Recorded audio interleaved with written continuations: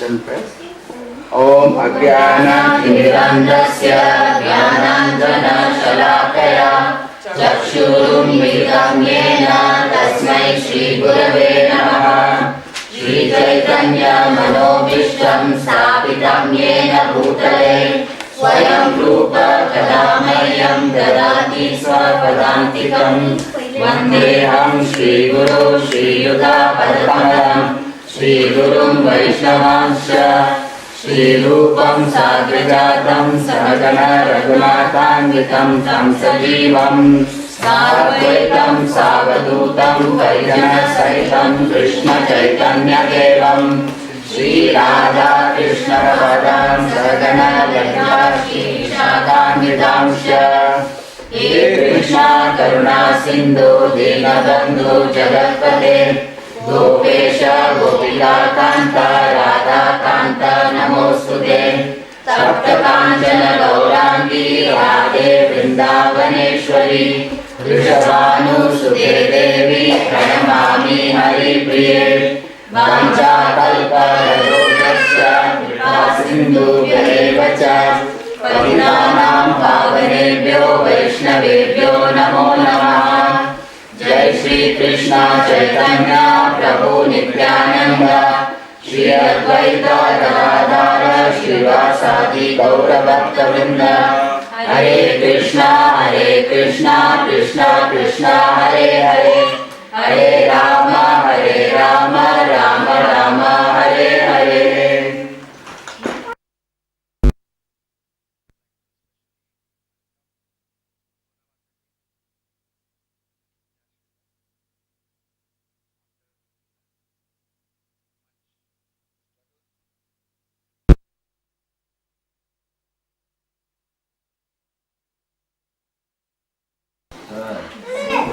So you are allowed to steal their shoes and get the dust. All families from Sri Rangam, they are so blessed. Now they come to Sydney carrying the mercy of Ranganath Swami. So we are very fortunate to have you here and I'd like to welcome you, Mataji. After a lot of prayers and a lot of expectation, hope we've finally come here to join us again. So very, very happy. Thank you. Hare Krishna. So we'll continue from 15th chapter. It's called Purushottam Yoga. And we're starting from text 8, is it? 8, isn't it? Yes. So the first 6 verses talked about living the material world. Not living, but leaving. Because in the 14th chapter, Krishna Lord described the 3 modes of material nature and how they are binding us. So 15th chapter, Krishna gives further understanding of the material world by using the example of a what example is used? Banyan tree. Purta Mool Madar Shakam. Very nice chanting. Aditi, you also done 15th chapter? Oh, great. I knew our master was Arvind. Good. Very nice. Aniket and Sulan. She also knows. Yeah, they both know 15, 16. 16 also? Oh my God, that means they know me also. Divine and demonic qualities are there. Very nice. When you come 16th chapter, you're already prepared. Right. So the banyan tree as example, the material world is compared to the reflection of the banyan tree in the water. It is upside down, with the roots upwards and branches downwards. And the different parts of the tree are representing different objects, right, in the material world. Like what do the leaves represent? The leaves are the Vedic hymns, the trunk of the tree,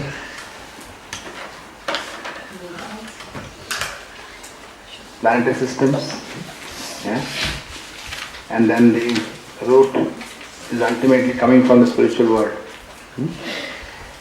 So there are different twigs and branches or sense objects, the tips of the twigs. So all the analogy is given how to cut down that attachment to the material world with the acts of renunciation. which come from devotional service, but if you see what Krishna says, he says acts of renunciation. Then one should go beyond that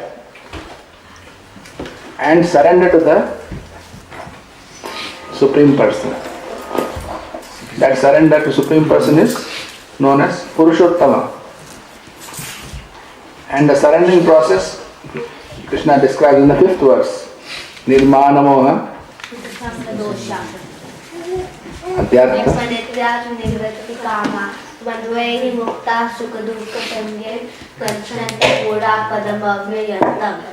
How come you are silent? Coloring meditation. Yes. So that verse is very important. Prabhupada said the surrendering process is described there. We discussed that elaborately. Nirmana, free from desire for respect, but always willing to give respect to others. Amanina, manadena. Mahaprabhu said very essential for chanting. If you don't have that mood, you cannot chant effectively. Chanting will not be effective. If I am looking for respect, then my chanting will not be proper. If I am not willing to respect others, then also my chanting won't be proper.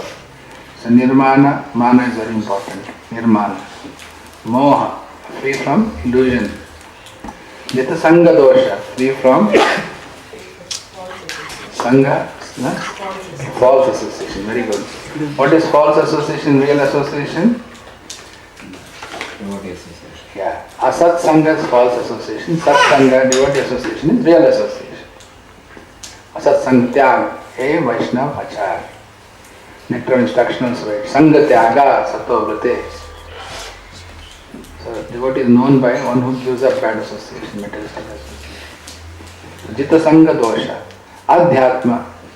Nitya. Nitya. Adhyatma means? Spiritual. Yeah, transcendental. Spiritual. Nitya, always fixed in that. Always in the transcendental practice. Vinivitta kama, done away with kama, material aspect. Dvandva vimukta, then one becomes free from dvandva. What is dvandva? Dualities. Dualities. What are the dualities? Happiness and distress. Happiness, distress, loss and gain, good and bad, friend and enemy.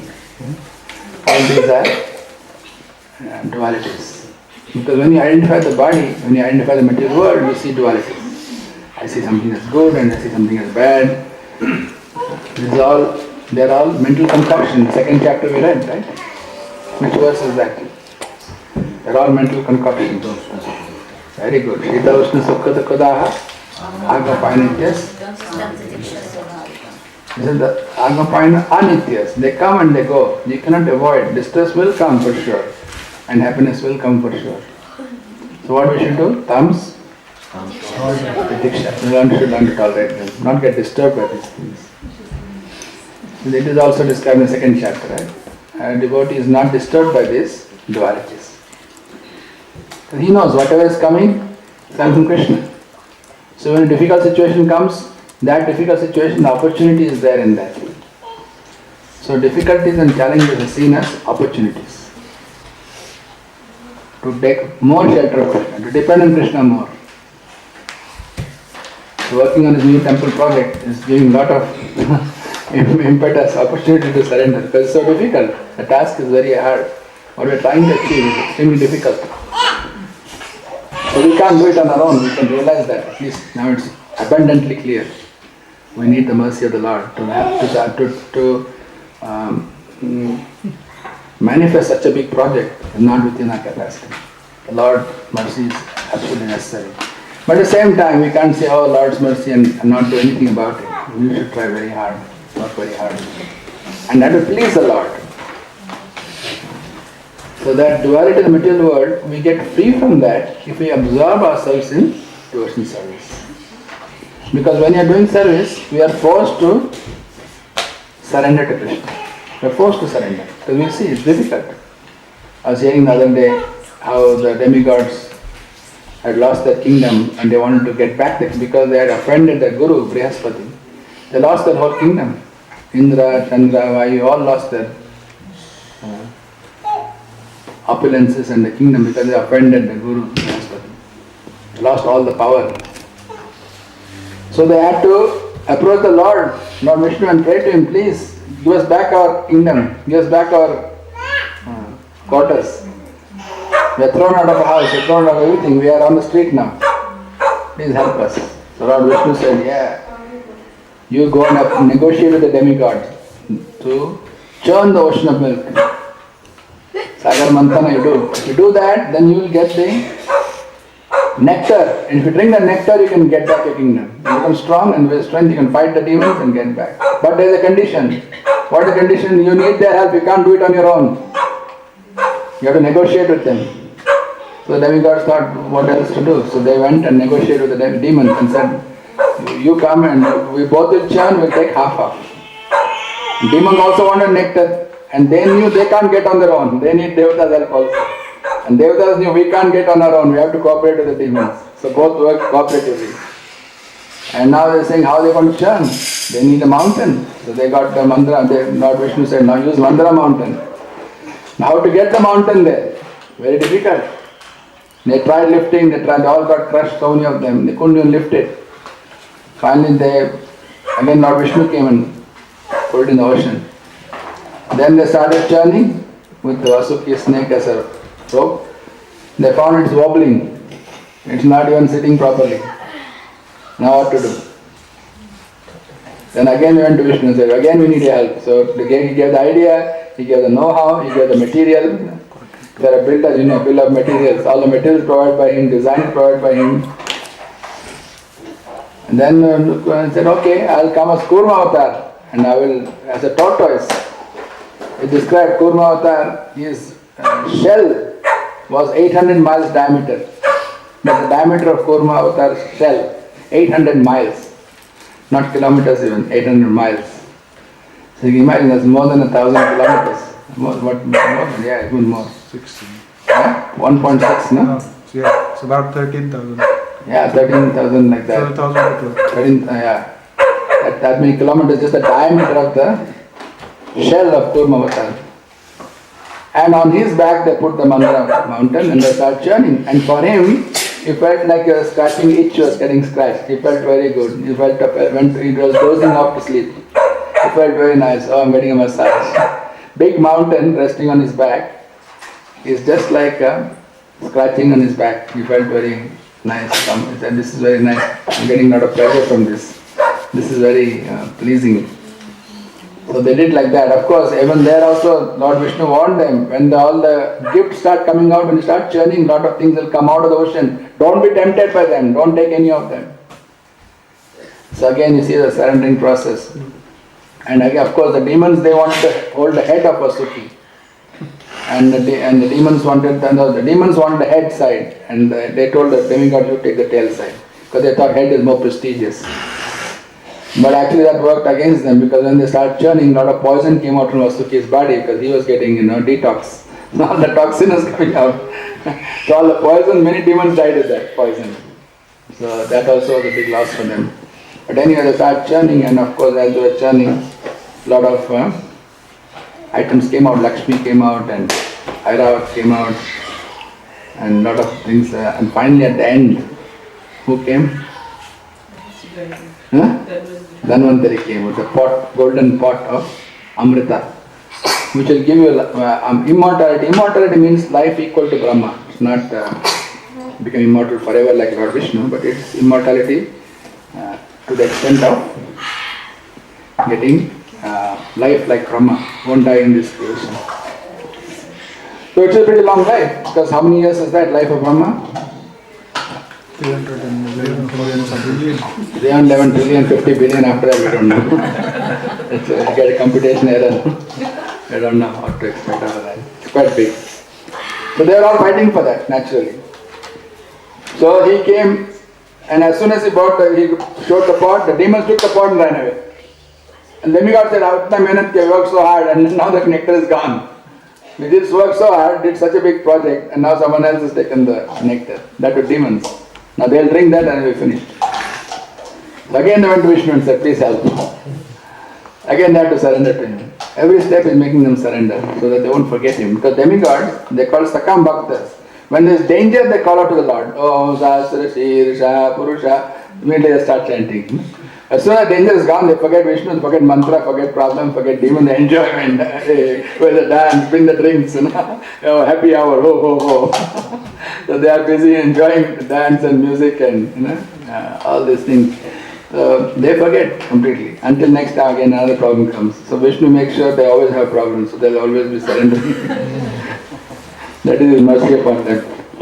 Anyway, so the demons got hold of the nectar, so what to do now? So that's why Lord Vishnu, he came in the most enchanting form of Mohini Rupa. Very beautiful, so beautiful. And all the demons were like practically unconscious, they fell off seeing her beauty. And he's, imagine it's Lord Vishnu, right? So he's coming, is his beauty in the form of a woman. So very beautiful, you can't imagine. And each of the demigods, she was glancing at each one of them, and each one thought, she's only looking at me. Look at me, finally she realized who the real hero here is. And the real, these others are so important, me, very important. And she was smiling at all of them, looking at them, they all went, oh yes. Then they said, oh, you should distribute the nectar. And that's why Vishnu says, you know my name. You don't know who my parents are. You don't know where I come from. I'm a complete stranger. How come you're trusting me with the Amrita, which you fought so hard for? Oh no, we have full faith in you. How much Maya has bewildered the demons, they could not believe. They just trusted her completely because he just smiled at them. See, what's the power of a smile? So anyway, so she got the nectar, and as you know, she went to the demigod side, started distributing to all of them. And then the demons realized, oh my God, she's going to finish it now. At the end of when the last few drops were left, they realized, oh, we made a mistake. Shouldn't have given her, shouldn't have trusted her. Again, long purports, Prabhupada gives how we should not trust materialistic women. It doesn't refer to devotees. It says about materialistic women, you should not trust them. How politicians should not be trusted. Different categories of people. So anyway, so Ketu went there and sat in the demigod line so that he could get the nectar. He got the nectar because Mohini knew that she was serving, and as he drank the nectar, before it could come down, the demigod realized, hey, it's a Rakshasa, a demon here, it's come in our line, wrong queue has come. So then the Lord took out his Sudarshan and chopped off his head. But because the nectar had come this far, this part of Ketu is always immortal, it doesn't die. So that's why you see Ketu, he comes, he always says, I'm going to eat the sun, I'm going to eat the Grahana time. I'm going to eat the sun. He doesn't quite eat because he can't swallow. There's nothing there to go. He can only chew on the sun, but he can't eat the sun. So the eclipse goes almost like full, then he lets go. He can't eat anymore. So that is the reason why the eclipse goes a certain extent, then it slowly withdraws after that. He keeps on saying, I'm going to eat the sun, but he doesn't do it. Only one who really ate the sun was Hanuman. That is another pastime. None others are successful. So anyway, after that, the demigods got the nectar. But you see, in this churning of nectar of the ocean, there is no surrender to Krishna. What is the motivation of churning the ocean of nectar? To get immortality, to enjoy self-gratification. It is not to please the Lord. I was hearing lecture by Radhanath Maharaj, he is saying, but to compare that with the churning of the milk by Mother Yashoda. She is also churning milk, but for completely different reason. Her pure love for Krishna. She wants to feed the best butter to Krishna. And she doesn't want the servants to go and churn. She says, I want to churn the nectar myself with my own hands and make the butter and give that to my son, so he will not go and steal from the neighbors. Maybe because my butter is not good, he's stealing from other people's house. So I will make sure that my butter is the best. And she used to get milk from a special cow called Padmagandha, which was known to give the most fragrant and tasty milk than all the other cows. So she chose milk from that cow, super organic, and made sure that it is the best butter she can provide, and that Krishna will eat only that butter, and that way he will not steal. That is her love for Krishna. So there is a lot of difference. And devotees also churn the nectar, the ocean of milk, but their purpose is totally different because they want to please the Lord. But the demigods and the demons, they are not thinking of the Lord. They only think of the Lord when they need some help from Him, but not to serve the Lord so much. They are not so interested. Of course, they are acting on His behalf as demigods, in charge of various departments, but there is not surrender. They only have surrender for a little while, and then they forget Krishna. It's not unconditional, it's very conditional. Yeah, only when the need is there. Chaturvida bhajante mam jana sukritan arjuna. Artho arti jignasu Artho jignasu artho Jancha bhakta sabha. So they come in that category, they're called Sakam Bhaktas, because they have some agenda. So here the surrendering process described is like Yashoda's surrender to Krishna. Hers is unconditional surrender, unconditional love. And that is the devotee. And then after describing the surrendering process, Krishna then in text number 6, he describes the result of surrendering process. You can go to the spiritual world. Prabhu had a question. Oh sorry bro, I didn't see. That's it. Prabhu, is that what I read the story about the two demons sitting in the line of devatas to drink the ocean nectar, and the drops which actually fell from their blood actually became the onion and garlic. So is that? No, that's actually the opposite. It didn't become onion garlic. The drops that fell, they fell in where the Kumbh Mela starts, like Nasik. Isn't that, Prabhu, when the Garuda actually took the pot, then those drops actually of Amrut fell into those 4 places? The Rahu and Ketu, a cutting of head, their blood became, that's what I... that blood, okay, I don't know that blood, but the Amrita is left over, because after Rahu Ketu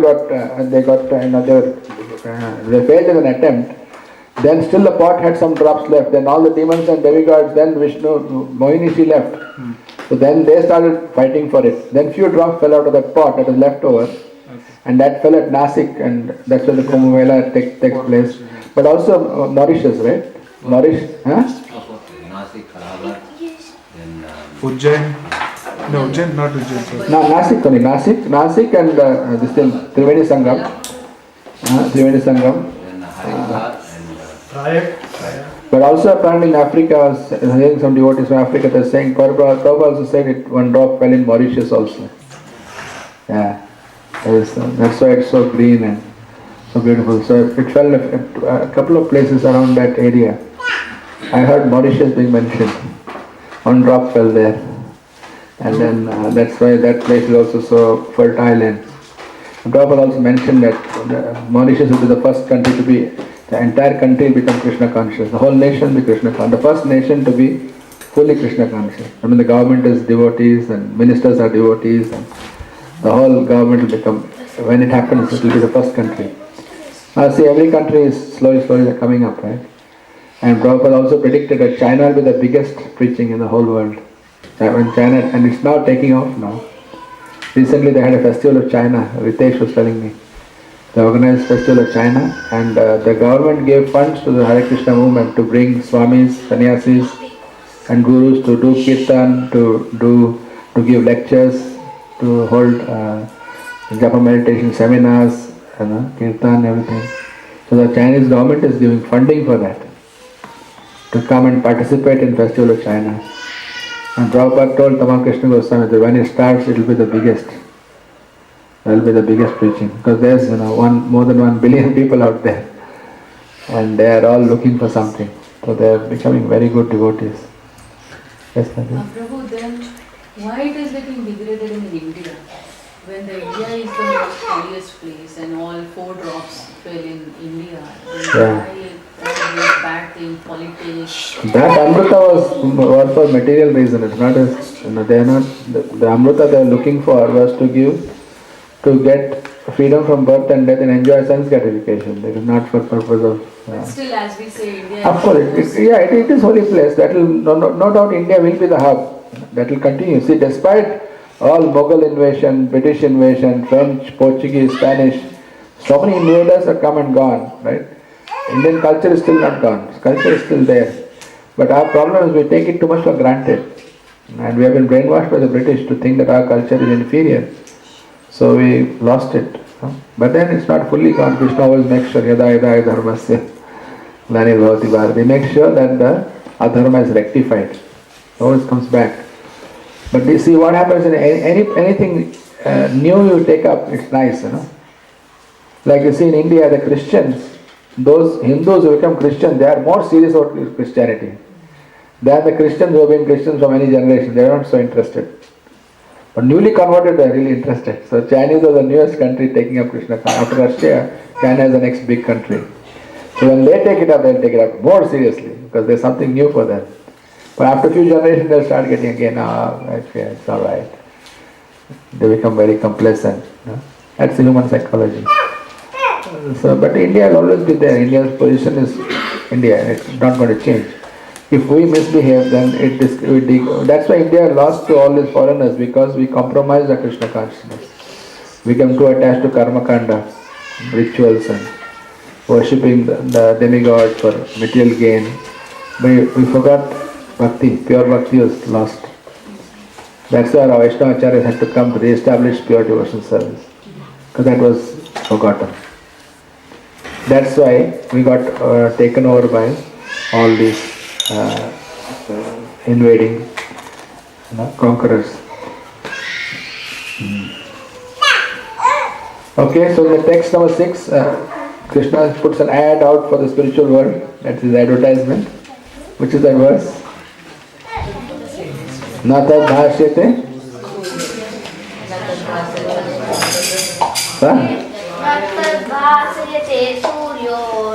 Shashanko na pavakaha yattattvana tadama paramam mama. Okay, now only Aniket will say. Nata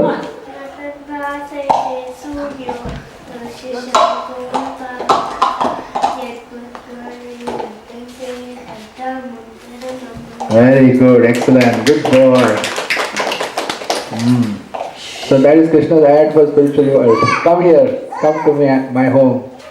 What is he saying? Nata bhasate surya.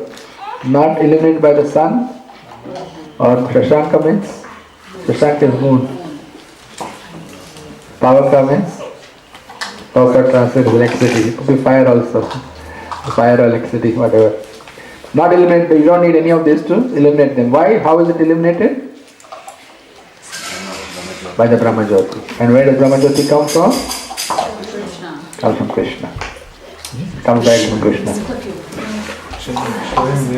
And he says, Yat Gatva. Once you go there, Na Nivartante. Tadham Paramam Mama. Once you come to my abode, no more return. So what is the qualification to go back to Godhead?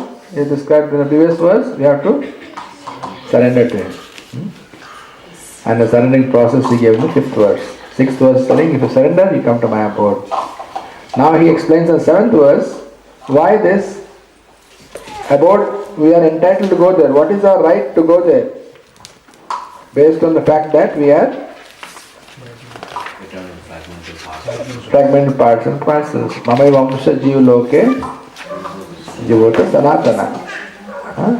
Manasasthani indriyani Shagrisani Karshati. See, even though we are his Amsha, we are struggling in this material world. Why are we struggling so much?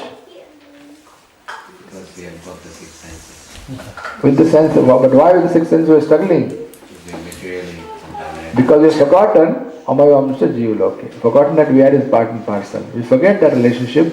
Now we think we have to fend for ourselves and have to do all this. It's like a child lost on the road is trying to figure out how to survive. And he doesn't know he's got rich parents who can take care of him. He is in anxiety all the time. How I'm going to eat, how I'm going to sleep, what is going to happen to me. So struggle. A child on the street will be struggling, isn't it? But when the parents come and take the child, then the child is completely safe. So Krishna is telling us, I am here. Mayahuna. I am there. You are my part and parcel. I am there for you. You are mine. Why are you so worried? Then come back to me. Okay? So that's why this next section from text 7 onwards, it talks about how the living entity transmigrates when we forget that we are Mamai Vamsha Jiva Loke. We forget we are part and parcel of Krishna. What happens to us? What is the alternative? You look very puzzled. Yeah, I have a question here. Yeah, tell me. Brahma and all other demigods, they were actually real devotees of Krishna originally. Correct. And why then, because they are already devotees of Krishna, why do they need to create their own Brahmaloka or like Tapaloka like that? Yeah. Different lokas. They don't Why they create. return back? Yeah, they don't create. Krishna creates for them to facilitate their desires. There are certain desires, no? To be Lord and Master, to be Brahma, to be Indra, to be Chandra. He says, alright, I'll give you the facility. Go there and try to enjoy. If you're not happy, then come back. So he gives that opportunity to satisfy the desires. So similarly for us also in this material world, okay, you're not happy with India, I want to go to Australia. Alright, PR to Australia and take that. And try to enjoy there. If you can't enjoy, then you come back to me. Here I put Radha Gopinath here. I'm also here. In case you forget, you can turn, I'll be here. So Prabhupada has made easy for us to go back to Krishna. If we are fed up of the material world, then we want to go back to Krishna. Krishna is close by. And is always available in His holy name. Chanting of Hare Krishna, Krishna Krishna, Hare Hare, Hare Rama, Rama Rama, Hare Hare. That way we are always aware of the Krishna's reassuring us that I am there for you. You are mine. Come back to me. So that is text number 7. And then today we'll read text number 8. Prabhu? Yes, Prabhu? Is this text number 7 is also linked to the chapter 2, verse 22, Vamsamsi Jirna? Is that how we can basically link those two things? Yeah. Because in the second chapter, Krishna has given knowledge that we are not the body. That's the main emphasis, that we are not the body. Not so much who we are. Because why? Because we identify with the body the most. That's the hardest illusion to give up. The biggest attachment is to our body. Next is those connected to our body. My family, my country, my people, my race, my relatives. It's all my. Aham mameti. So that's why in the second chapter Krishna's emphasis more on that you are not the body. But he also gives the property of the soul. It's eternal, it can't be destroyed. Na hanyate hanyamane sharire. So all he gives the property of the soul, but he does not give the relationship of the soul with the super soul. That is not mentioned. So therefore in the 15th chapter he reveals that, he comes out and he openly says it. Mamai Vamsha. You are my parts and parcels. You are direct related to Krishna. So every living entity is part and parcel of Krishna. Every living entity. No exceptions. So you are right. So it is an elaboration of the second chapter. But even this is not the ultimate conclusion. What do you take? How do you take? What is the next step? First you understand not the body, spirit, soul. Next you understand you are part and parcel of Krishna. What is the next level of realization?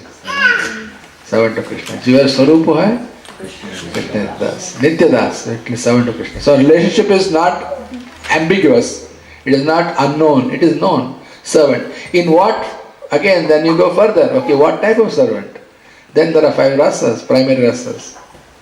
Shanta rasa, Dasya rasa, Sakya, Vatsalya, Madhurya, like that. So then within that there are secondary rasas and so many other things. So the exchange of Krishna is through so many mellows or rasas, relationships. So these are gradually revealed. The second chapter doesn't go to that extent. So 15th chapter is a step up, but still it doesn't give the full information. So it's like just one step up, but yes, it's not the final step. That's right. And the Nectar Devotion, Chaitanya Charitamrita, Srimad Bhagavatam, that gives a more elaborate understanding of the rasas, the relationships. What is that's why it's called Swarupa. Swarupa means our original relationship. That Sambandha Jnana is given by the Guru. Spiritual master, he reveals when he is pleased with the disciples' surrender and service, then the Guru gives the awareness, understanding of who we are in relation to Krishna. What is our rasa? What is our relationship? And then we can serve in that mood. But that will come after Vaidhi Bhakti. Nectar Devotion, Rupa Goswami describes that sadhana bhakti is 2 parts, right? Vaidhi Bhakti and Raganuga Bhakti. Vaidhi Bhakti means vidhi. We follow rules and regulations. Just follow the rules. And you can see in India that's very common. People are so caught up with the rules, especially in the Brahmin community. Don't touch this, don't touch that, and take bath and wash your hand, wash your leg. do this, do that. We are much caught up in the ritual side of it, isn't it? The vidhi part, but we don't understand the purpose behind it. That's the Rupa Goswami says niyamagraha. Niyamagraha is very bad for when you follow the rules blindly without understanding the purpose. Or you ignore the rules thinking it's not required. I don't need to follow that. Whimsically ignoring the rules. Both are not recommended. Niyamagraha, niyamagraha. Okay? So, Just unless you don't know the reason. yeah, you don't know why you're doing it. It defeats the purpose. Right? So our ultimate purpose is to please the Lord. That we forget. Like Ekadasi. Why do you fast on Ekadasi? Now if you read the Puranas and all, they'll tell you, oh, you can go to Swarga, you can go to this, you can become Brahma, you can become Indra if you do this, you can get free from all the sins if you observe this Ekadasi. No, but that's not the real reason for observing Ekadasi. What's the real reason for observing Ekadasi? Devote more time to Krishna. How? Because by Doing more devotional service. Correct. The time wasted or spent in cooking, cleaning, eating will reduce that activity and spend more time on devotional service. So come closer to Krishna, hearing and chanting, increase our chanting, increase our reading. That day, so we have to spend less time on this thing. At least once in 2 weeks we focus on the holy name and chanting. And many times devotees, they do jagaran as well, they keep awake whole night. Of course, Prabhupada is not so much in favor of that, he was more in favor of preaching. Better to eat prasad and go and preach than do fasting and sleeping. So there is so many examples like that. Because the focus is on preaching, not on just doing austerity for sake of austerity. But it is good to do some austerity to help us remember the Lord by more hearing and chanting. First Janmashtami in New York, 1966, after ISKCON was formed, just before it was formed, I think. Anyway, the first Janmashtami in New York, the devotees asked to fast the whole day. They almost fainted. They didn't know how to fast. They were not used to fasting. And to fast the whole day was very difficult. And that time the society was new. They didn't have any activity what to do whole day. Fasting is okay, but what are you going to do whole day then? They couldn't. So he told them, okay, take some fruit. You can't fast all day, eat some fruit, but don't just go and eat normal grains. You should be fasting. You should do some tapasya, austerity. So austerity is required to purify the mind, purify the consciousness, and to be able to remember the Lord better. So if you forget that point and start doing Ekadasi because I want to get something in the material world, that defeats the purpose. So that's why it's important that we understand what's the purpose behind the rules. Okay? Alright, so we go to the next verse. Text number 8. Aniket, you can read? He is the translation he will read. Srimali Prabhu. Just a quick question, Prabhu. So you wait, just the other Raganu Bhakti, you can just explain that as well. Oh sure, yeah. So Vaidhi Bhakti is, Vaidhi Bhakti is following the rules. Raganuga Bhakti is, Raga means attachment, that is spontaneous attraction to the Lord. In other words, we automatically follow the rules and regulations out of love for the Lord, not because of fear of devotees or fear of spiritual master. You get up early in the morning, you do it voluntarily, not out of force. So that is when Raganuga comes. And Raganuga is also requires that we follow the footsteps of a Ragatmika Bhakta. Those are eternally in that mood, serving the Lord in the mood of spontaneous devotion. Following their footsteps, we become Raganuga. Anuga means to follow. Raganuga means, so Raganuga follows Ragatmika Bhakta. So that is Sadhana Bhakti. Then there is Bhava Bhakti and Prema Bhakti. Those are the nectar devotion sections. Welcome. Okay, so we read text number 8. Shariram yad vapnoti Shariram yad vapnoti Yaccha Prukramati Yaccha Prukramati Gruhitvaitani sayati Gritani samyati Vayurkandani vashayat Vayurkandani vashaya. The living entity is the material world, carries his different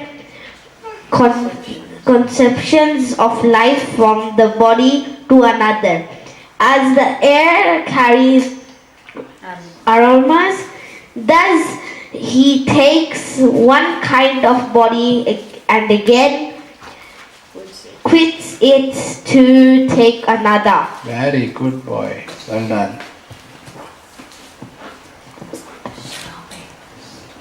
So here they describe, if you don't realize that Mama Vamsha Jiva Loki, what happens? If we choose remain in the material world, this is the other option. What is the other option? It's the body and it's another transmit. He goes from one body to another, choosing from the 8.4 million varieties. Krishna has given opportunities. How we want to enjoy it, that much I'll give. Vanilla flavor, strawberry flavor, raspberry flavor. Any flavor you want ice cream you can get. You take your pick. What's your favorite? Tell me, I'll give it to you. But he knows that we are not going to enjoy that. We can't be satisfied with that. Okay, so Arvind going to read the purport? Please. Yeah. Here the living entity is described as Ishvara, the controller of his body. If he likes, he can change his body to a higher grade. And if he likes, he can move it to a lower class. My new independence is there. The change his body undergoes depends upon him.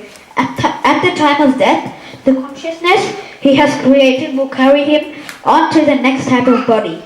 If he has made his consciousness like that of a cat or a dog, he is sure to change into a cat's or a dog's body.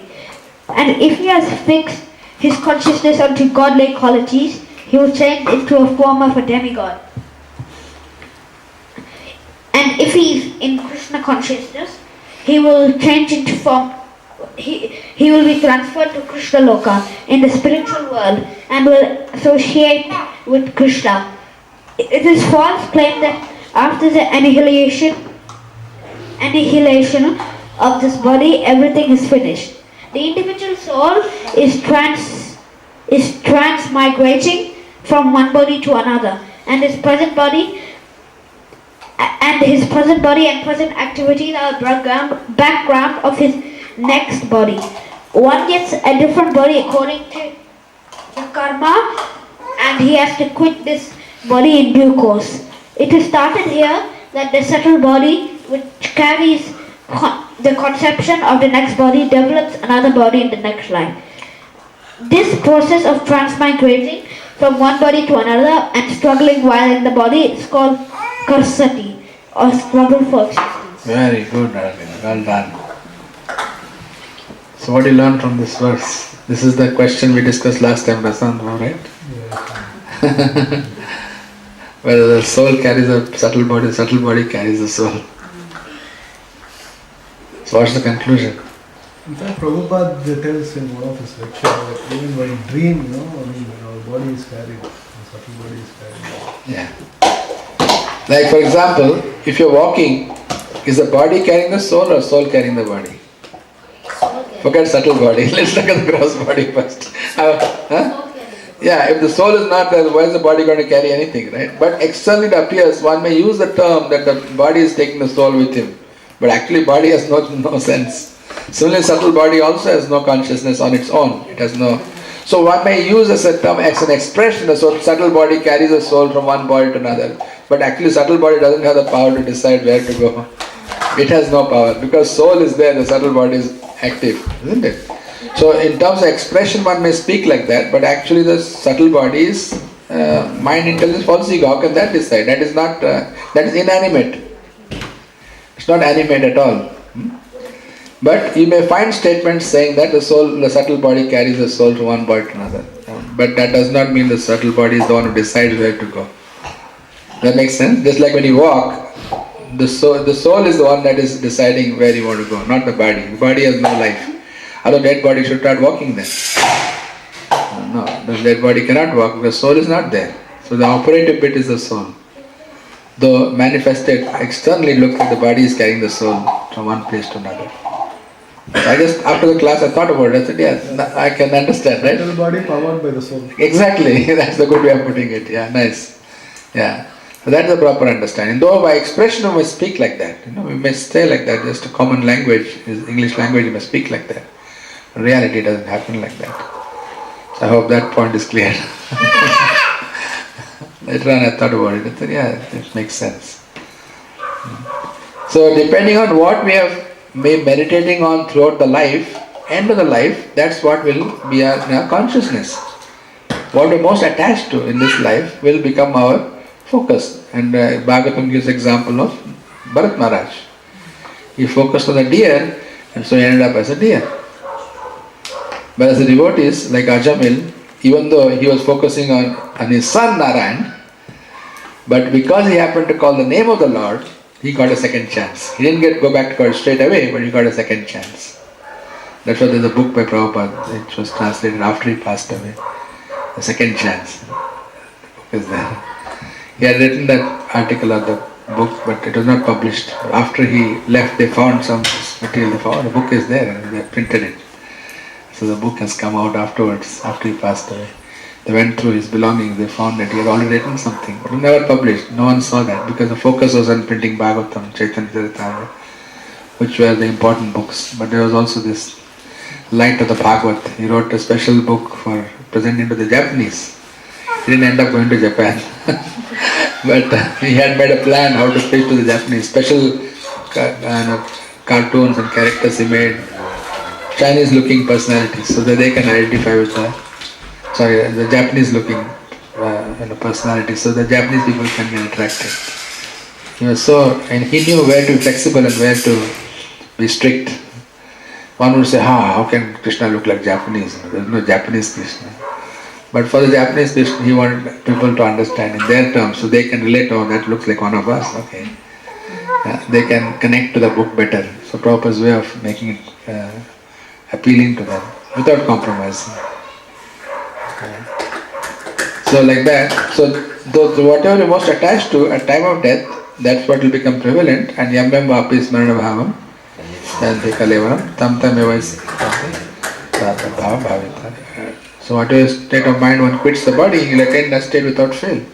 So 8th chapter Krishna has said, and previous verse has said, anta kale chamame masvaran. On the other hand, if you think of Krishna, what happens? Muktva kalevaram. Kya prayati samant bhavam. Then you attain to my nature. You come to me. If you think of Krishna at time of death, then you don't come back again. So it's very clear, Krishna explains these things. It says like decides according to our karma. Yeah. Which one is predominating, whether we quit the body as we think or the karma plays a big role? Karma decides what eligibility is. Prabhupada puts it very nicely. He said, first deserve, then desire. We may desire to eat like a lion or a tiger, then Krishna gives the body to us. But if I want to eat like Indra Loka, that we may not get because we are not eligible for that. So karma determines eligibility. The desire is the basis. If I desire to be Indra, then that desire is there, but karma is not there to back it up, then that will be kept in pending. When the time, when enough punya comes, then he'll get the Indra role. So karma does restrict our desires. So based on our desire, within the karmic balance we have, Krishna gives us an accommodation, 2-star, 3-star, 4-star, 5-star, depending on our budget, karmic budget. So you may desire so many things, but you may not get it. But now as we are in Krishna consciousness, is it also due to our karma? No, Krishna consciousness is not due to karma. Krishna consciousness is independent of karma. Bhakti is ahitaki, it's causeless. It's not dependent on karma. Otherwise only the people with good karma would become devotees. No, we see some poor people also become devotees, rich also become devotees. Because when it is distributed to everyone, like very few people take it. That's up to the individual. No? Krishna has given the individual the choice. Like in the end of the Bhagavad Gita, Krishna says, Yatha ichchasi tatha kuru. Now you may do as you wish. So Krishna never forces. He gives us the independence to choose what we want to do. So bhakti is never due to any material cause. It's not because of education or learning or beauty or intelligence. It's not based on any of these material attributes. completely independent. And the only cause of bhakti is bhakti itself. So bhakti has to come from bhakti. That means one who has bhakti, Hare Krishna, yeah. One who has bhakti can give bhakti. So the heart of Vaishnava is where bhakti grows. So if we can get that, then we can also get bhakti. So Krishna consciousness is not easy to get from material means. You can only get from a person who has Krishna consciousness. And the way to get that is by rendering service to them and hearing from them. Tad vidhi pranipatena, like that. So if we need to get the association initially, is it based on our... No, it's on the mercy of the devotee. It's on the mercy of a devotee. Today morning I was hearing a lecture that Bhakti Vikas Swami was narrating how that the service of giving Krishna to others, like book distribution and Harinam, Sankirtan and preaching programs, they are the confidential service to the Lord to bring the living entity close to Radha and Krishna. This is a very confidential service. Just like in the gopis, everyone is trying to push Radharani forward and you go and serve Krishna. Krishna will be very pleased if you serve him. But Radharani is pushing the gopis for, no, you go better, you serve better actually. I am not so good. You are more expert, you can do better. Krishna is more pleased with you. That's the mode of devotees in the gopis. They don't try to push themselves, promote themselves first. They want to push others first. No, you are better than me, you should serve. And at the same time, they are trying to bring those who don't have service, they are trying to bring them and say, come, you also can do some service, come here. So that Prabhupada, once so there was, Devamata Maharaj mentions that, right? He says that there was a debate in the temple whether that is Nikunja Yuno Rati Keli Siddhe, whether it is a confidential service of spiritual master, the confidential service of Radha and Krishna, and we are meant to assist the spiritual master in that service. Is that same as book distribution or Sankirtan, Harinam? And different devotees have different opinions. We discussed one class. Bhagavatam class. Bhagavatam class, yeah, in the temple. And then Prabhupada concluded, yes, both are the same, not different. Recently I was hearing in Prabhupada memories where one devotee is saying, I am busy typing his manuscripts for you, I never get to read your books so much and go to programs. I don't get to chant extra rounds and go on kirtan and all that. Prabhupada says, your typing is not different from kirtan. Typing Krishna book is same as doing kirtan. It's the absolute nature of Krishna consciousness. So to get the bhakti, it's not because we have done something to deserve it, because the devotee has shown mercy to us. It's all the mercy of devotees, not our qualification. I think we discussed that in 7th chapter, 28th verse. And Krishna says, what is 7th chapter, 28th verse?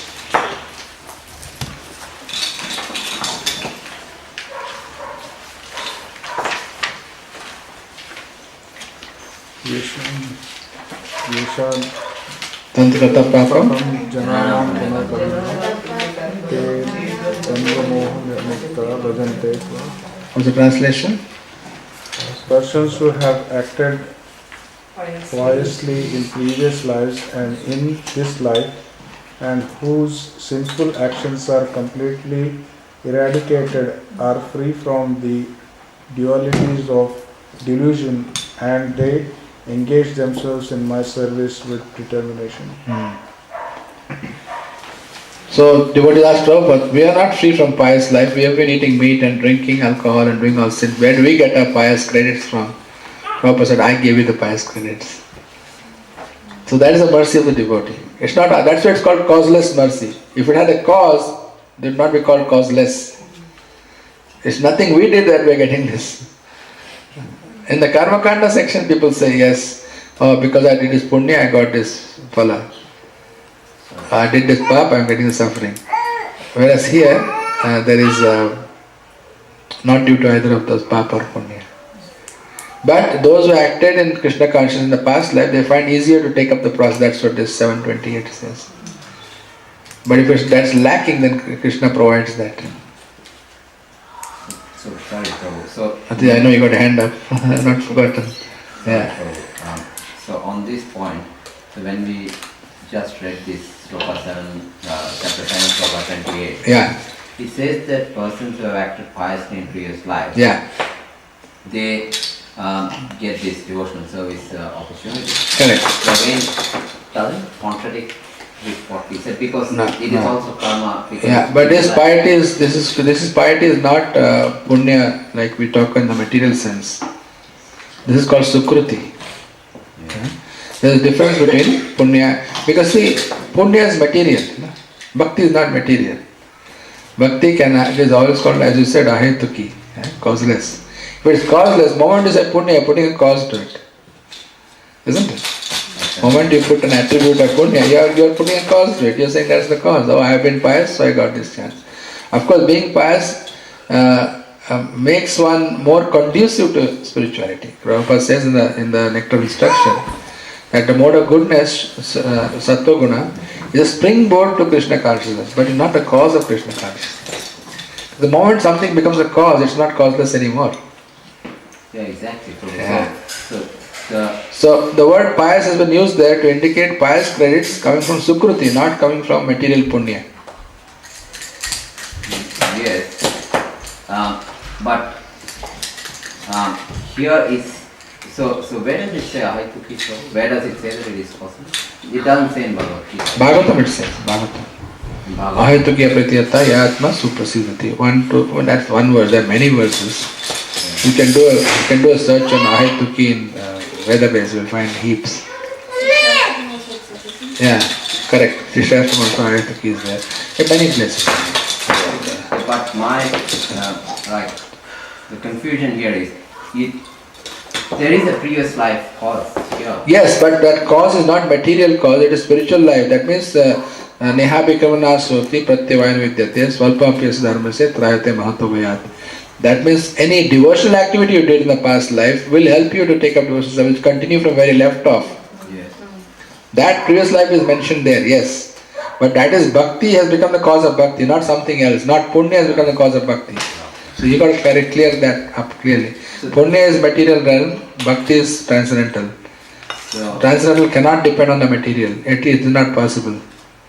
yeah. It's not possible. So No? exactly, yeah. So that again, sorry, just probably dragging this thing, but maybe it's quite possible that we would have taken Mahaprasadam in the last birth. Correct. That's why it's called Agyata Sukruti. Exactly, yeah. Sukruti is further qualified by saying Agyata, unknown. Even if you don't know, you touch fire, it will burn, whether you know it or not. Similarly, touch Krishna Prasad, then you will get purified, whether you like it or not. Unless one commits an offense to Prasad, then it's different. You commit aparad to Prasad, then it's an offense, then you won't get the benefit. But if you take the Prasad and no offense has been committed, then even if you're ignorant, a fool number one, Yes. still you get the benefit. Yes. Like Because recently that, there was an example from like one aerostress taken water. Correct. That puffed rice she took. Yes. Yeah. And then later on she becomes a devotee actually. There's a whole sequel to the story. It started with Shrutakirti's story. Now Yes. they met that lady and now she's become a devotee. After so many years. That too a book distribution. What is a book distribution? They gave a book to us. Oh. Yeah, go on. so exactly, sorry Prabhu. So Mahaprasad is nothing to do with punya or karma. Correct. It's transcendental. It is the mercy of the devotee. Yes. It is the mercy of devotee giving out the Mahaprasad. Yes. That's all. And he has no material cause. He doesn't see who is eligible or not eligible. Bhagavatam gives example of rain. Rain doesn't choose, I'll fall only in the river or only, it falls on the rocks also, from the field also, and on the house also, where it's not required also. And it falls on the ocean also, where it's not required. Why does the ocean need water? It's got plenty of water. But the rain falls there also. Right? That's why water is not required. Ocean doesn't need water.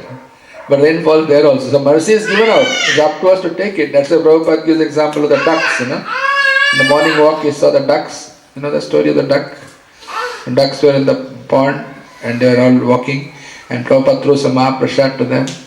And first no one came. They were scared because they might get caught or something. Then finally one duck came out, took the Mahaprasad and ran away. Then Prabhupada threw some more. Then slowly others started getting courage and they started coming and taking it, quickly running back. They're still afraid because they're birds. Prabhupada used that example to illustrate. See, the mercy, the spiritual master is giving the mercy. But one who is coming forward, take the mercy, they get it. Those are skeptical say, I better not go, he'll catch me and eat me up, so I better not go. Then they will not get the mercy. Mercy is flowing freely like the rain, it's falling everywhere. You catch the water, you get the water. If you don't catch, and my Guru Maharaj, Japtak Maharaj gives another example. So if you catch in a small pond, you get little water. You catch in a big bucket, you get more water. Water is the same. The rain doesn't discriminate. We have to choose how much you want to take. That's our capacity. So you see, the mercy is always coming. No?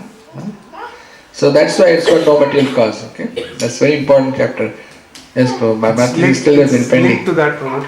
Isn't that because of our karmas we actually got that opportunity? No, that's the whole point. So thank you.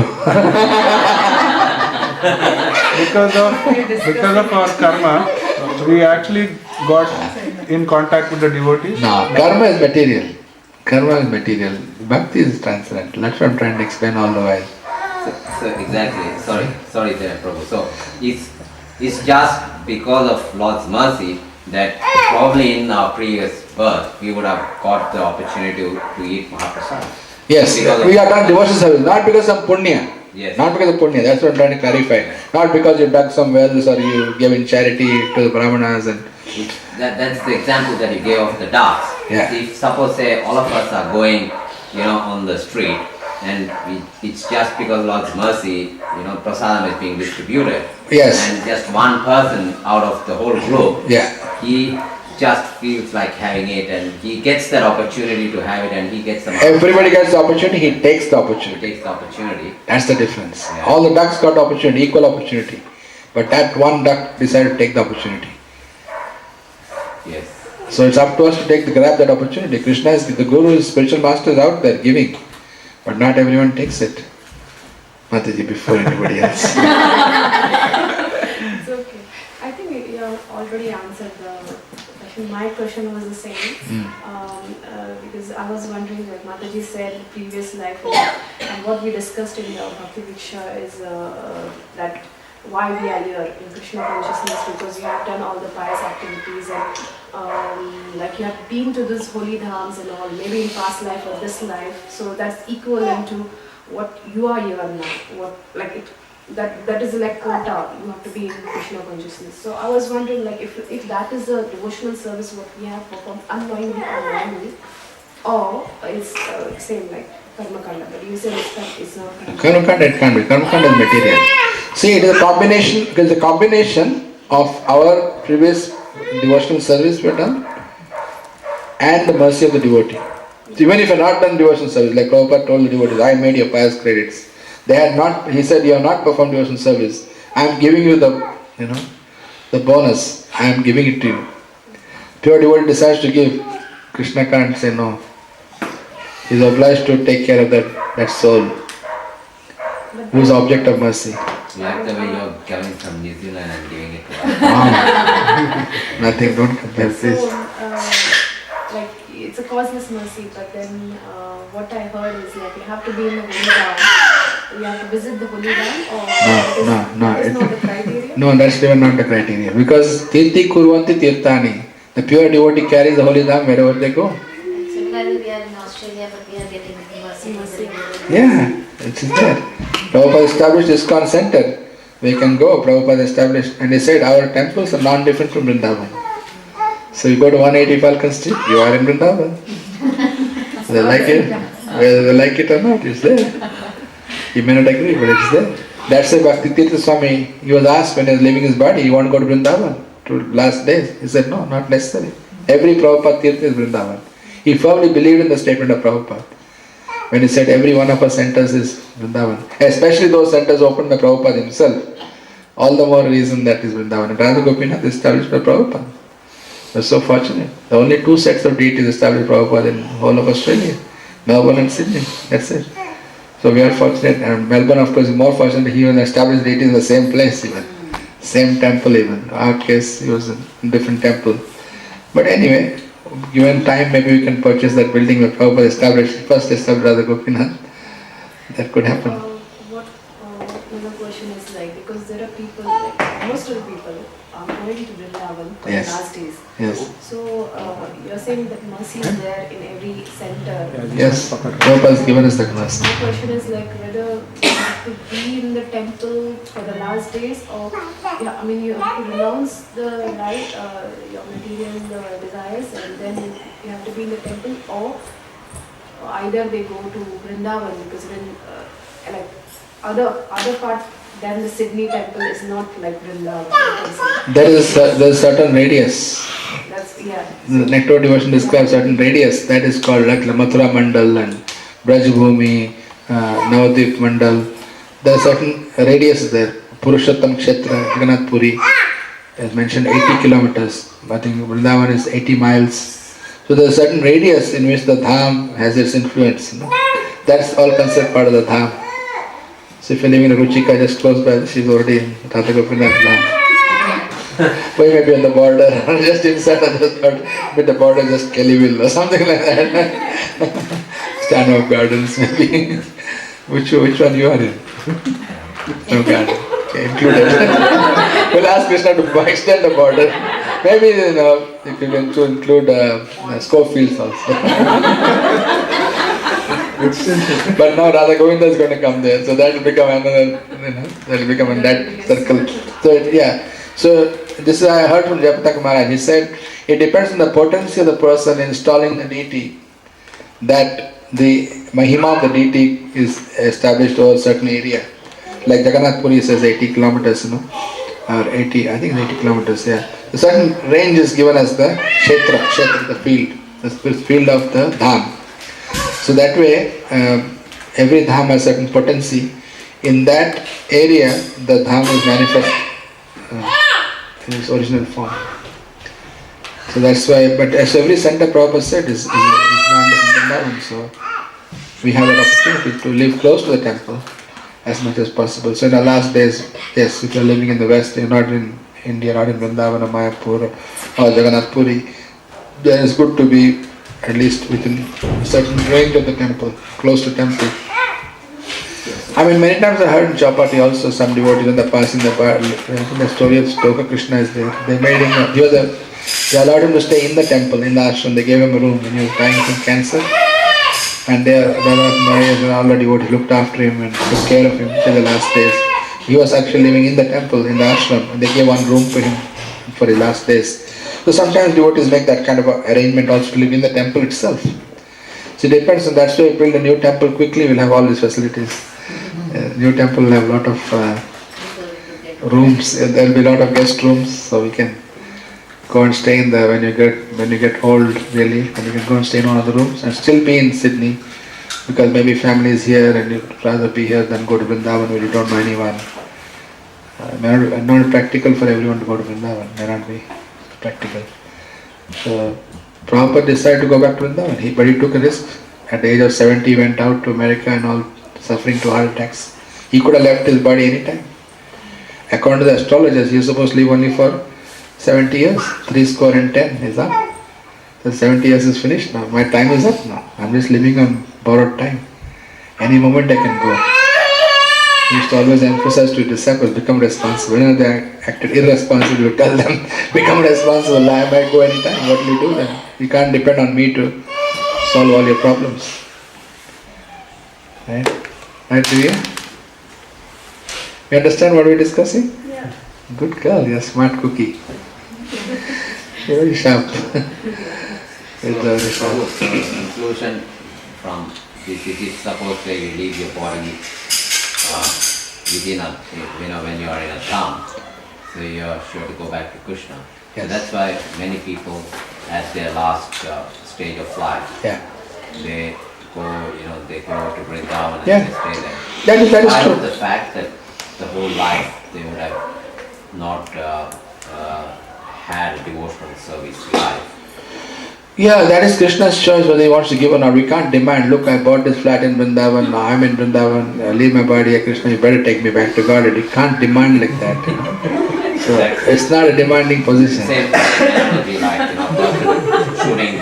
Exactly.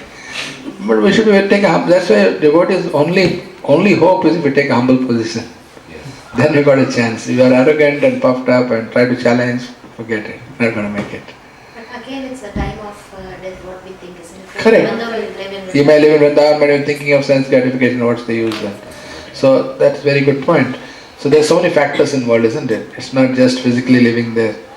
One could be far from Vrindavan, feeling separation from Vrindavan. In fact, Prabhupada recommended like that devotees living in the West, they should go, including us, not just Westerners, should go to the Holy Dham regularly. One time he said, beg, borrow, steal, at least once a year go to Holy Dham, Mayapur, Vrindavan, you should go. So we should try to make an attempt to go there. And then he said, spend a short time, not stay there for a long time, because we got service here. Go there for a short time, and then come back here, and here we should serve in separation from the Dham. While we are here.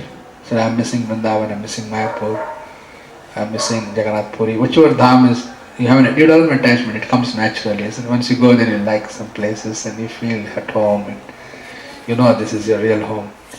So then you develop the attachment and to the devotees there, and to the temples and all the wonderful pastimes that happen there. You become so attached to that, then naturally your mind is always thinking about that. You know? That is better than that's a good point you are making, that even if living in Vrindavan but thinking of sense gratification in the West, better to be in the West and think of Vrindavan and feel separation. That's a better position to be. That's a more superior position. Of course, if you can live in Vrindavan and think of Vrindavan, that is the best. That's the best of both. That's a desirable state to be in. And in Vrindavan it's very hard to forget Krishna because everything is there. And everything around you, everything, like in the morning, Prabhupada said, early in the morning, 3 o'clock the temple bell is ringing. It happens only in Vrindavan. You don't find bell ringing, temple bells ringing all night, and devotees chanting prayers and reading Bhagavatam and doing kirtan going on. It's continuous. Mayapur also is a 24-hour kirtan. It never stops. Anywhere in Mayapur, especially in our campus, in ISKCON campus, you go anywhere, you'll hear the holy name all the time. And night time everything is quiet, so the sound travels very far. Even in the guest house, you wake up at 2 a.m., you'll hear the kirtan. The bhajan going in the temple room, they're chanting, and then the bhajan kutir at the entrance, they're chanting, main gate, they're chanting. So chanting is always going on. So you kind of feel the holy name presence there. And the devotees are there, such a big community of devotees.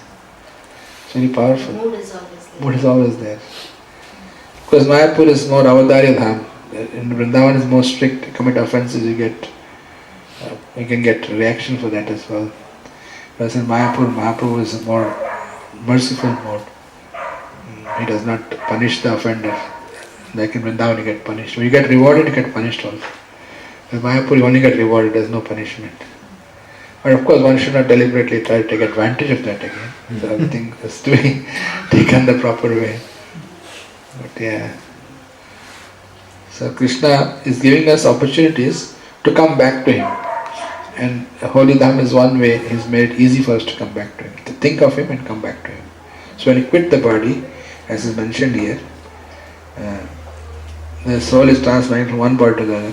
When we think of Krishna, that is where you become Krishna conscious. Sorry, attached to this question, like, is our aim to be going to Krishna or to serve Krishna, whether you are here or there? Yeah, good point. And that is right. It is to serve the Lord. Very good. And devotee actually doesn't desire to leave and to go to the spiritual world.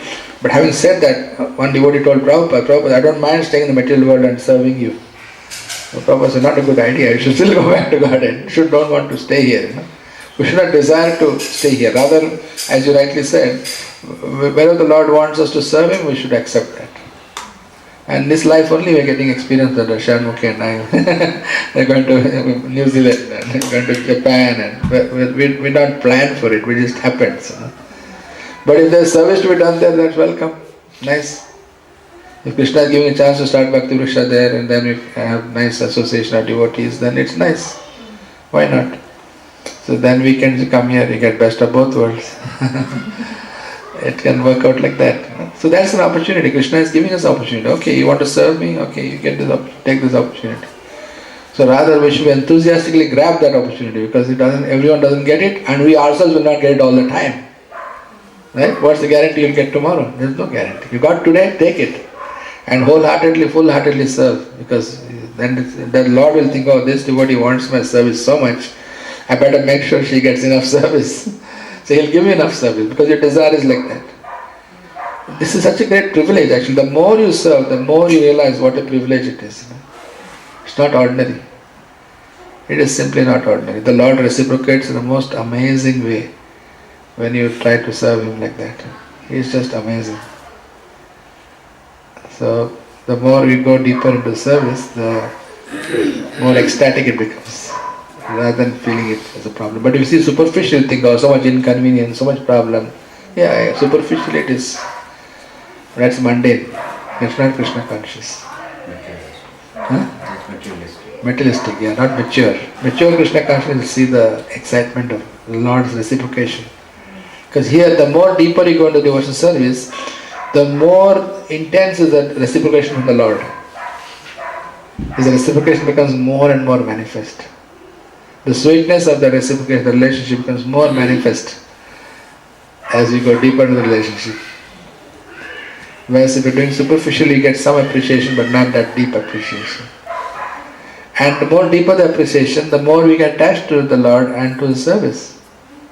And the more we start hankering for it. Then we can move from Vaidhi Bhakti to Raganuga Bhakti. And for that we need to follow Ragatmika Bhakta as our role model. We're going to follow this devotee. His mood I'm going to follow. That's typically how we choose a spiritual master. One who is in the same mood that we are trying to cultivate. And that spiritual master becomes attractive to us because I want to be like him. I want to have the same mood and same mentality. So that person becomes our Ragatmika Bhakta that we follow. And who becomes our role model.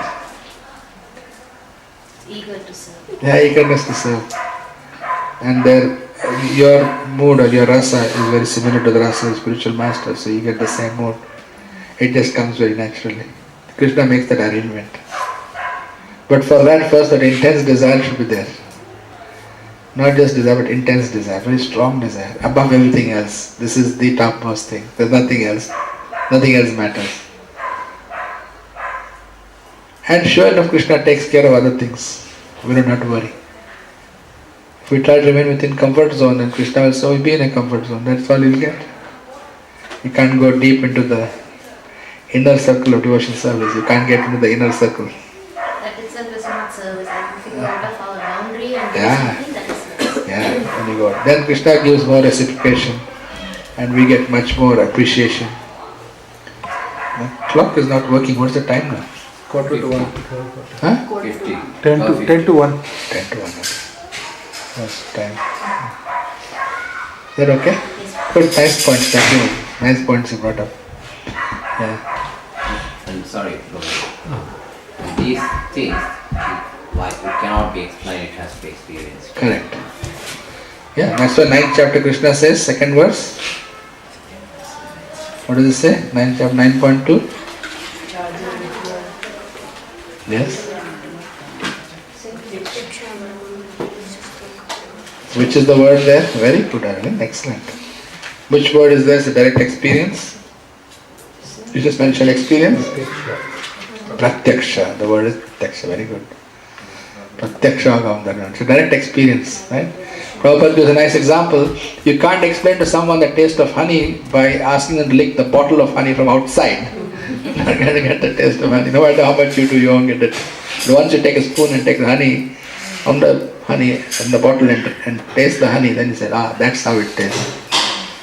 So we'll get a taste more, deeper we submit ourselves. That's why we have Prabhupada has set up temples. So temple means there is organization, there is org structure. So we work under the authority of a devotee and we render service through that devotee. Then whatever they are trying to achieve, we will try to assist them in that service.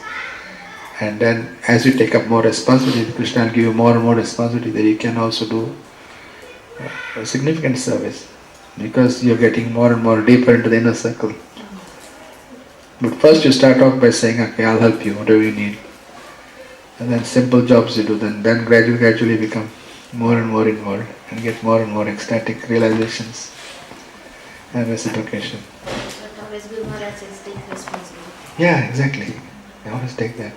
It's nice when you take the responsibility.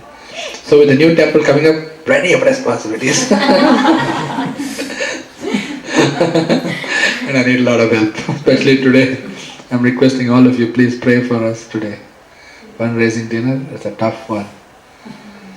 it's getting more difficult because every year you have to keep on, keeping the enthusiasm and having the faith. Yes, the temple will come. Not have doubts, because some devotees, because it takes time. Sometimes some devotees develop some doubts. Oh, maybe not. Will there be a temple, or will it be in my lifetime, or will it be 10 years or 20 years? All kind of speculations are going around. Because those who don't know, they speculate. It's unfortunate. But the devotees are working very hard with the design, and tonight we'll be sharing the design. So if you can, unless you're doing some very urgent service, I would request you to come and see the presentation and see the design and give a feedback how the temple is going to look. You can have a look at that. And it's not a final design. That's what we're going to submit to the council for approval. If they approve it, then then it'll be final. But it's more or less final from our side, what we would like to have. And it's all in 3 phases it's being developed, and so to make it more economical and approachable, because otherwise the cost is so high, the total cost 10-15 million, we're not going to make it in a short time. But by breaking into small phases, we can do in 2 years and one part, then another 2 years, like that, and we can get the whole thing done over 5, 6, 7 years. But at least in the first year you have a temple. The temple is operational in 1 or 2 years. So we have a working temple, which won't be the final structure that we come up with, but at least it is an interim, temporary temple, and then gradually build a big temple in time. So, and that project will fund itself, so there will be more funds coming in, and people see that something has happened, so they will feel more confident to invest in that. Right now there's some skepticism. Not all, some devotees are still supporting, they know that we're serious about it. We're going to do it, but there are others also a little bit not sure. They might need some persuasion. When they see something, then they'll feel more reassured. Seeing is believing. So we request all of you, you be ambassadors for the new temple. Go and represent us. Yes, the temple is coming. Don't have any doubts. You should not doubt. You should come on. That's why we got sannyasis coming, see to the dinner. They come and speak. They say, oh, this guy is speaking, we don't know, but Maharaj is saying all right. That's why every dinner we make sure the sannyasis are there to give their support and their reassurance. So their words have got obviously more weight because they're more senior and more advanced devotees, and when they are convinced that it's going to happen, then good chance that this is real. It's really going to happen. So it gives the other devotees also a feeling of confidence that yes, this is really happening, and mainly we're doing it for our children, right? For Divya. New temple for you. And Shankar. But it's always like that. No pressure. No pressure. You should take more pressure. We are old people taking pressure. Sorry? You're sarcastic. Can you not see I'm going to snap under pressure? It's always like that, when it takes time for a project to... Yeah. For that matter, any project. Yeah. It takes its own time. Yeah. So there is this setting up stage. Yeah. Prabhupada went to Bombay temple in 77 before he passed away, and he was hoping that he would be there for the opening, but he didn't. The opening happened after he passed away. It didn't happen. It took time. Yeah. Houston temple took 25 years. Chennai also, they took so many years to build the temple. So many years they were planning. I think 20 years. 20-25 years. They got the land in 70s. Yeah, exactly. So it's been a long time. Not that we should do 25 years, but please give us a benefit of doubt. As you said, that's right, Prabhu, for the next generation and the next generation. We're building for next generation, really. So before we leave this world, we want to offer them something, right? Once in a lifetime opportunity. Exactly. Part of it. Exactly. So, you don't know, whether we'll get this opportunity. Correct. To be part of the temple. Exactly. In so many lifetimes. Oh, lifetimes. You don't build temple every day. I mean, you build so many homes in your life, but you can't build one temple. That's why, you see the Swaminarayans, they built the temple, $5 million temple in 10 months, I was told. 10 months. They built a $5 million project. How they did that? The lowest donation is $50,000. The lowest donation is $50,000. How? They took loan. A home loan extended another $50,000. We take $500,000 to build our own house. Why not $50,000 to build Krishna's house? 100,000, just top up the loan a little bit. So your loan instead of taking 10 years will take 12 years. Maybe that's all, isn't it? That's what my Prabhu, we were like, he's doing property business. So you see, at least there should be 3 devotees who actually they're buying their own house. So instead of buying their own house, if they take a loan, that much loan on temple, that will be occupied whole construction fees and everything. So Yeah. that's that. So it is doable. I mean, it's not an extraordinary risk. We already take a risk for build our own house. So why not take a little extra 5%, 10% for building a temple for Krishna? It's not difficult. Krishna will give the ability to do that. If someone has financial difficulties, then they can always put a hold on that payment and then they can come back when their finances are back again. It's not that we're saying, oh, you're giving them money, you have to give the money. It's not that. We try to do our best. Take a little risk. If there's a problem, then we can always halt it. But so far I've not found anyone who's dedicated, committed, and then they have lost money or something. And I never heard of this in my life, at least.